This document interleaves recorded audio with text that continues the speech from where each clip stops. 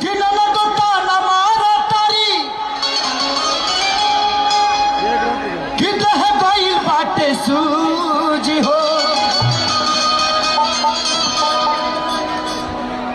अरे बाहरा से घरे जल्दी आ जायम भूजी हो। और दिया कह दिया कि हमर शैम्पू लगावल जीव के काल भइल बा, ओकरे चलते देखी देवर से बवाल भइल बा। बवाल भाई बाबा 1 2 3 4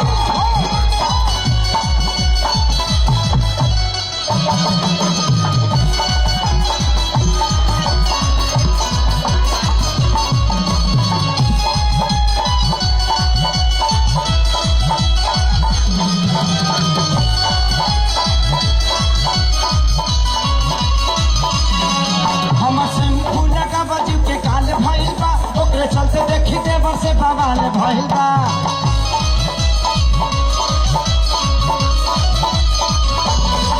हम शैम्पू लगावल जीव के काल भइल बा, ओकरे चलते देखी देवर से बवाल भइल बा।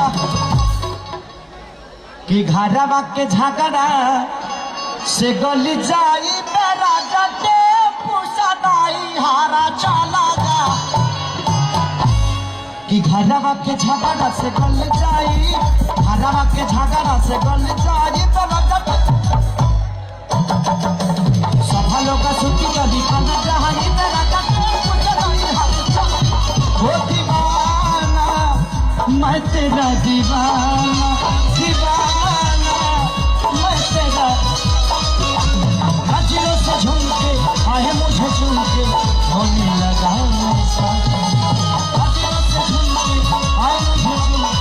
होने लगा वो दीवाना दिल हूँ।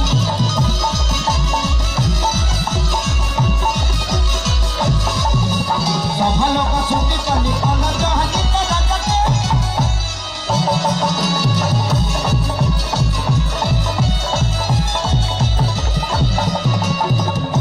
वाह वाह जिसम की बात नहीं थी उनके दिल तक जाना था। लंबी दूरी तय करने में वक्त तो लगता है। प्यार का पहला खत लिखने में वक्त तो लगता है। प्यार का पहला खत है, वक्त तो लगेगा आप तक पहुंचने के लिए। लेकिन आई लव यू मैं बहुत इस धरती का सबसे खुश नसीब इंसान हूं जो मुझे इतनी जनता सिर्फ दिल में रखती है, दिमाग में नहीं। आई लव यू कि केहू के नहीं सोहाता सैया। अरे पेन्हला ना जहाँ साड़ी कि ननद हमके देली रोजे। अरे काटल काटल गाड़ी आ बाबा तो कि केहू के नाही पेन्हला ना जहाँ साड़ी।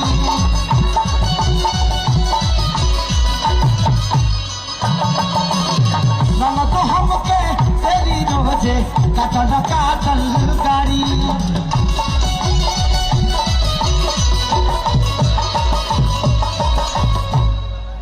कि फूकी के पेटारी से जल जाई मेरा जटे पुसनाई हारा चला जा। तो फूकी के पेटारी से जल जाई, फूकी के पेटारी से जल जाई मेरा जटे चल जाई।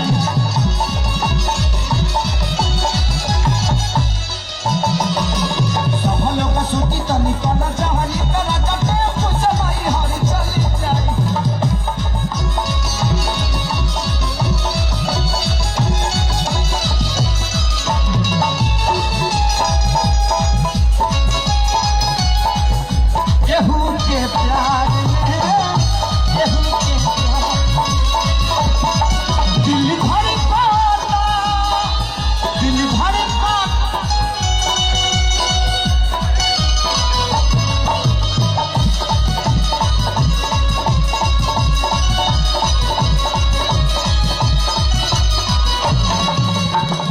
के प्रताप से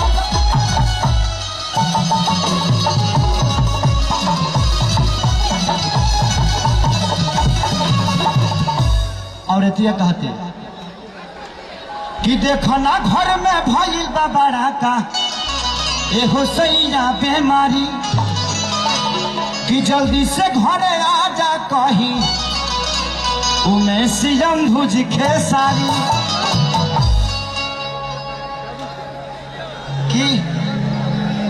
कि हमारो तो भइल बा हो लोक भैया आफत बड़ा का भारी पहिले कहे ना बोलवल हमके पीछे बैठ रहल खेसारी कि कतना ले कही तो भाई हमके इहो बड़ा काम मारी सबसे पीछे बैठल रहल भाई तहरा लोग के खेसारी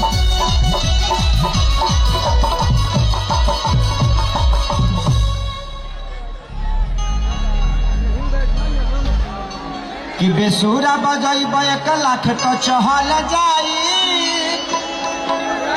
टेम्पू से लाई हर चल तो शंकर अपू के चहल जाई शंकर अपू के चहल जाई